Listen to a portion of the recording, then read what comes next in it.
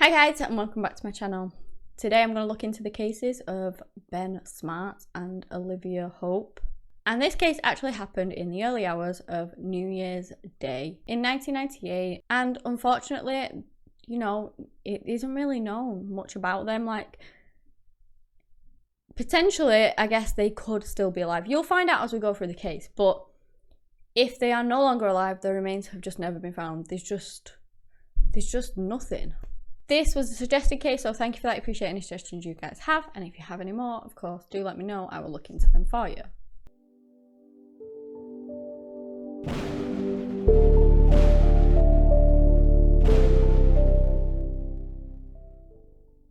Ben Smart was 21 years old and Olivia Hope was 17 years old at the time of this case occurring. Now, I couldn't find much about their childhood. Well, I couldn't find anything about their childhood. I'm not going to lie on that one.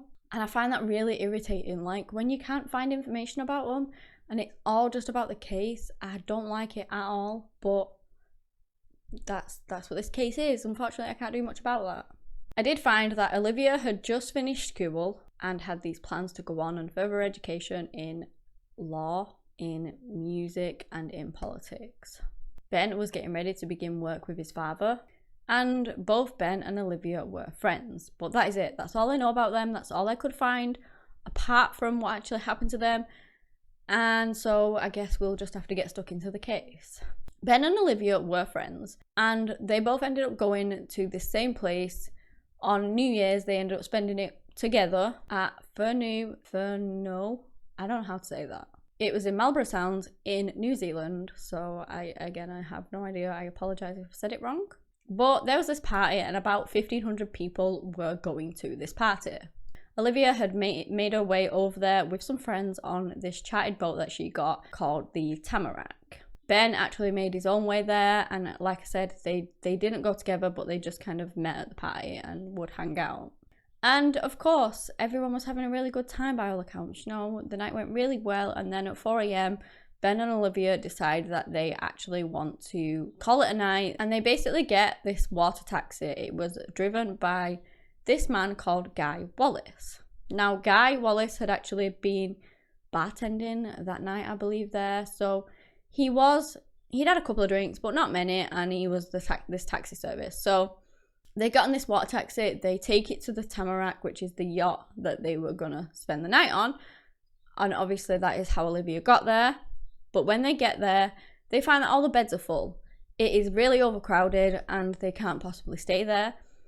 It was with people that weren't even supposed to be there as well, so they just crashed there, which is really annoying and really frustrating when you're supposed to be spending the night there, they're not, and they're there before you. It must have been super frustrating.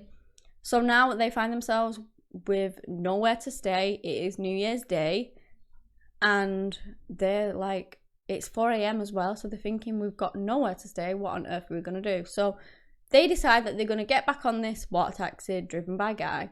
By this point, there are 3 other people on it. Hayden Morrissey, Sarah Dyer, and this other unidentified man. Obviously, Ben and Olivia were worried about what they were going to do. They didn't have a clue as to where they were going to stay, and they were just chatting about it.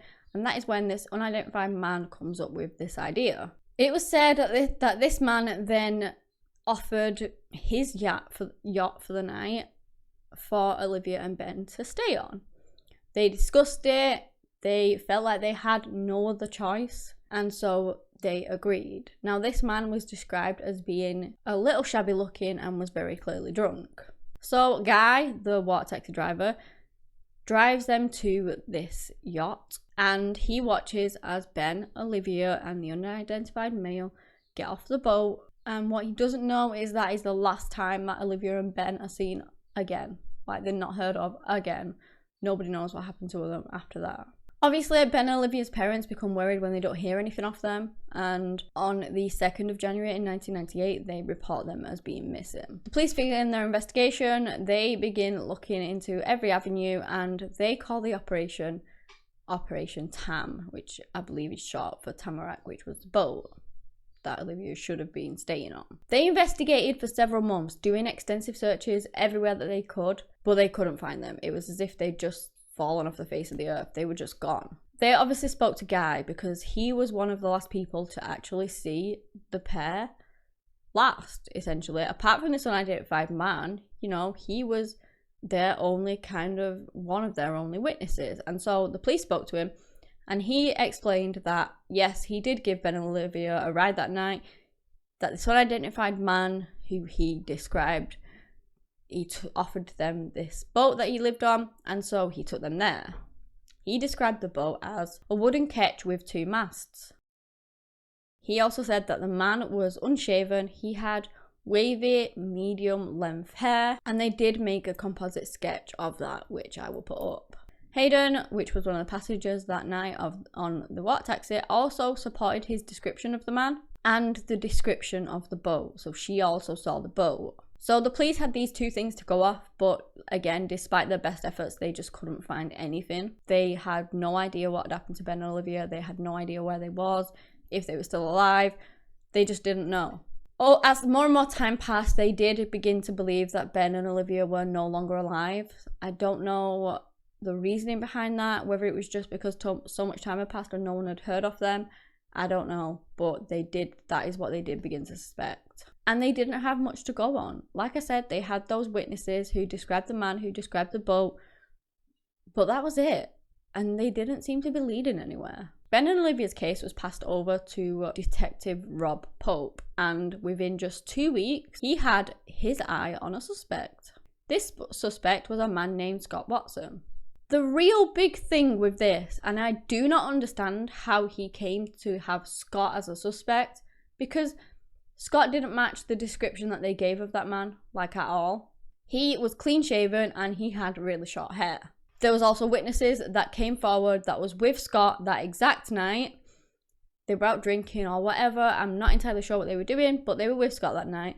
They confirmed that on that night of Ben and Olivia going missing, he was clean shaven and he had short hair. Now, you can't just grow a beard out of nothing and have stubble like the guy that they described with, and have long wavy hair, well, medium length wavy hair. You just can't do that. So why they zoned in on him? Well, I guess it was because of his criminal record, his background. I don't know whether this officer had anything to do with Scott, like knew him previously or anything like that. I don't know.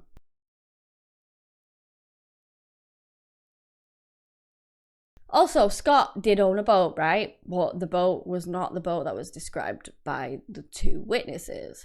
He owned a single-masted steel sloop, which was a blade.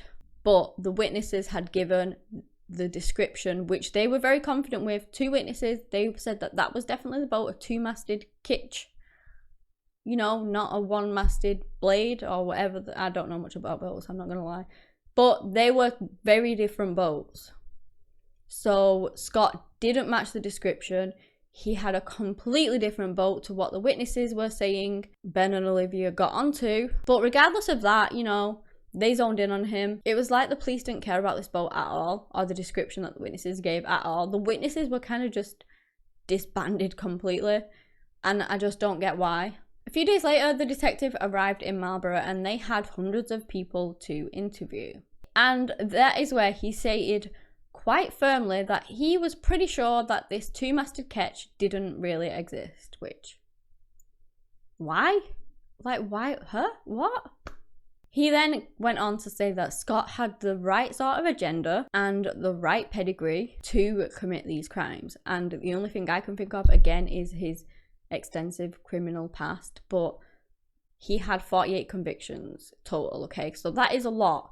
Most of them were from when he was a teenager and when he was young and naive and did some silly things. He had been done for like burglary, theft, cannabis, 2 counts of possessing a weapon and 1 assault. But again, that was like when he was 16. He had also been in prison twice, in 1989 and in 1990. They were 2 very short imprisonments, but within the last 8 years, Scott had only 1 minor conviction. So over the last 8 years of his life, he literally had 1 minor. So all of those were from, again, when he was a lot younger.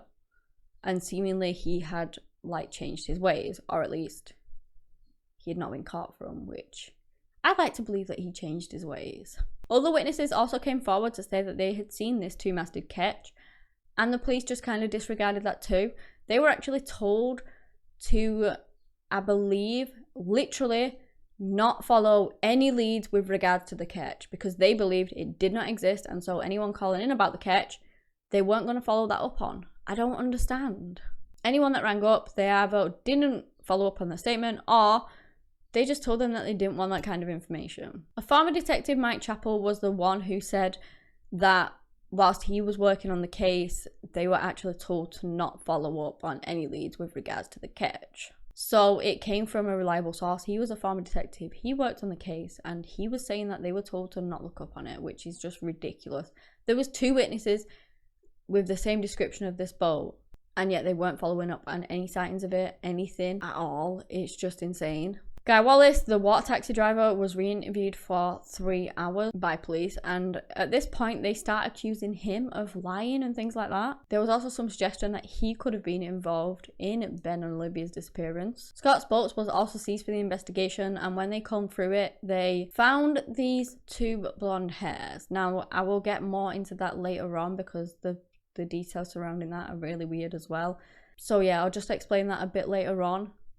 But a bit of background about Scott, you know, he'd always been around boats. I believe he actually created this, built this boat himself, and he lived on it permanently. Scott Watson was arrested for Ben and Olivia's murder on the 15th of June in 1988. That was 2 weeks before his 27th birthday. He went to trial. The trial lasted 3 months. And in that time, 500 witnesses would come forward and give evidence. And a lot of the trial was focused around the boat, obviously. There was a lot of controversy around it. The police are saying that it doesn't exist. The witnesses are saying, well, I saw it. I saw them get onto it. How can you possibly say it doesn't exist? So you've got the prosecution arguing that the boat that they got on was Scott's boat, and then you got the defense arguing that they got on the 2-masted ketch like the witnesses were saying. When Guy was actually asked in the witness box to compare the 2 boats, so the Scott's boat and the one that he was saying that Ben and Olivia got onto, guess what he said? He said that the only similarity that they have is that they both float. So essentially they are nothing alike. They are 2 completely different boats. You literally can't compare them apart from the fact that they are boats. And yet they're saying that, you know, this other boat doesn't exist. I mean, what did he do? Make it up along with all the other witnesses? Seriously? In May of 1999, Scott Watson was sentenced with regards to the murders of Ben Smart and Olivia Hope. He got life imprisonment with a minimum non-parole period of 17 years. All the while, he's proclaimed his innocence. The entire time, he said he had nothing to do with Ben and Olivia going missing or the murder. Numerous appeals over the years have been done on behalf of Scott, all of which have been rejected. He had initially the 2 appeals for parole, and they were rejected, both for failing true drug tests and a psych evaluation that deemed him a high risk to reoffend. And that was the reasoning behind both of them as to why they were denied. He's high risk to reoffend to something that he possibly hasn't even done. Over the years, there's been so many questions raised about the investigation. In November of 2000, a witness actually came forward and spoke to the Weekend Herald to say that the evidence that he gave during the trial was nothing more than an act. See, he had been threatened by these gang members whilst in prison, and at the time, he was actually coming up for parole, and obviously that put a lot of pressure on him. Being threatened, coming up for parole, he wanted out of jail, and he felt like his life was in danger. So that is why he said what he said. Now, I did find that Scott's lawyers did look into this, but they found that he had actually changed his story numerous times, and they deemed him unreliable. In 2010, police were actually cleared of any allegations that had been made against them with regards to this case. They stated in this report that there were some shortcomings and places where they fell short of best practice in this case, but that had no significant bearing on the investigation. There have been numerous witnesses that came forward that say that they saw Olivia and Ben after they actually went missing. One was from a few hours after they went missing, and one was actually on the 6th of Jan. Each were described as being seen with other people. One was a school friend of Olivia's who said that she saw her with this man and woman. Now, at the time, she was drunk and a little confused, but she said that she was sure it was Olivia. Now, obviously, these sightings aren't confirmed to be them, but I just want to give you all the information that I can.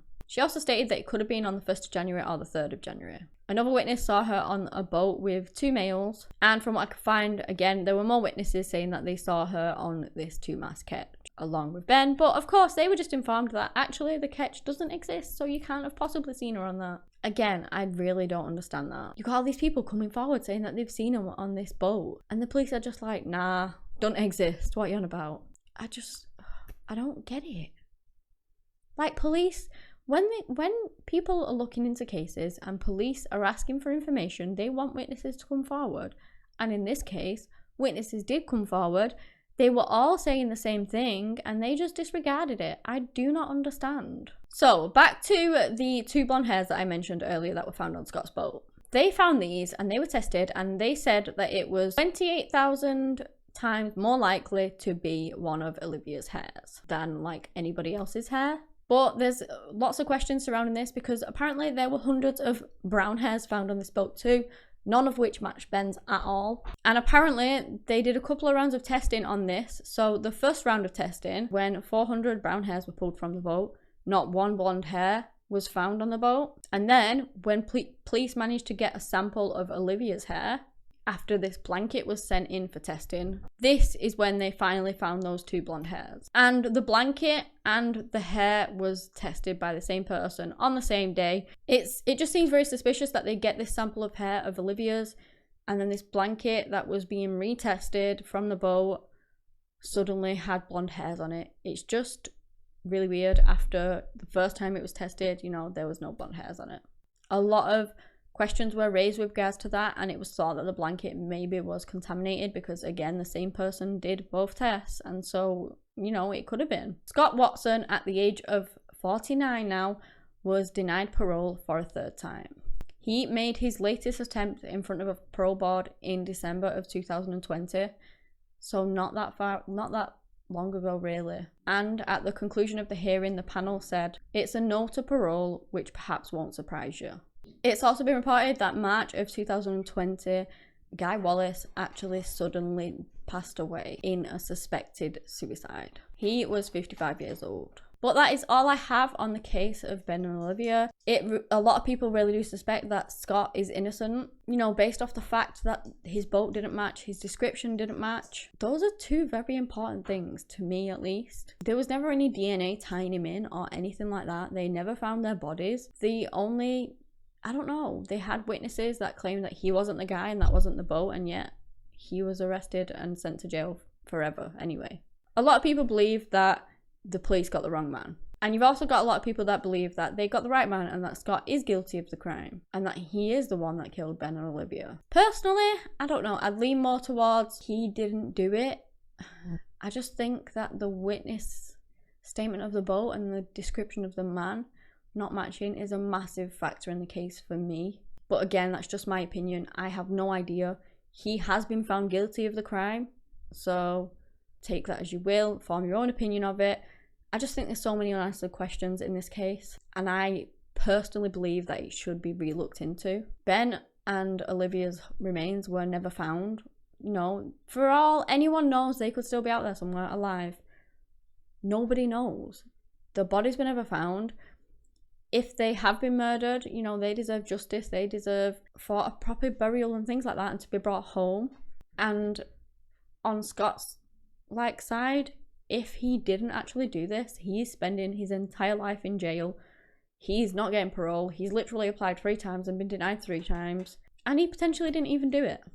And if that's the case, there's some double murderer out there who potentially has taken more lives, or, you know, just took Ben and Olivia's and is still out there roaming free, getting off with it, and has not been caught yet.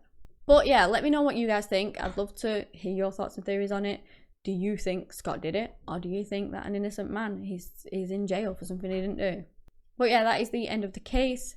Give me a big thumbs up if you've enjoyed this video, and subscribe for similar content. Thank you to all my regulars, as always. Anyway guys, that's all I have today on the case of Ben Smart and Olivia Hope. Thank you so much for watching, and until next time, bye.